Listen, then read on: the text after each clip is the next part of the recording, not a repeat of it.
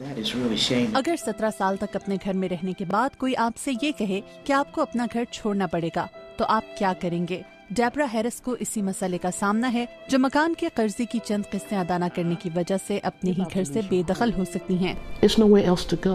मेरा घर मुझसे छिनने वाला है, सर छुपाने के लिए जगह नहीं, मेरा शौहर और बच्चे नहीं। मैंने फायर डिपार्टमेंट में 23 साल काम किया, जिंदगियां बचाई, अब मैं रिटायर्ड हूँ और मेरे पास रहने को कोई जगह नहीं। ये बहुत गलत है।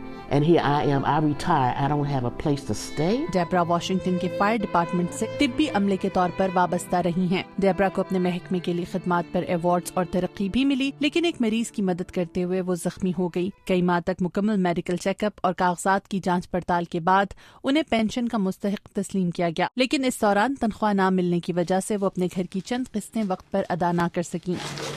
अमेरिका में 2007 में शुरू होने वाले मुआशी बहरान की वजह से बेरोजगारी बढ़ी, घरों की कीमतें गिरी और मकान कुर्क या फोरक्लोज होने लगे। फोरक्लोजर से मुतालिक एक अमेरिकी फर्म का कहना है कि मुआशी बहरान के उरूज पर कुर्क होने वाले मकानों की सालाना औसत 2 लाख से बढ़कर 10 लाख तक पहुंच गई, मगर अब मईशत में बेहतरी के आसार नजर आ रहे हैं। फिर भी इस साल मुमकिना तौर पर 7 लाख मकानों को कुर्की का सामना हो सकता है। जायदाद की खरीदो फरोख्त के इदारे से वाबस्ता माहिर मुआशियात लॉरेंस यन कहते हैं कि जायदादों की कुर्की अमरीकी मईशत की जल्द बहाली की राह में रुकावट है।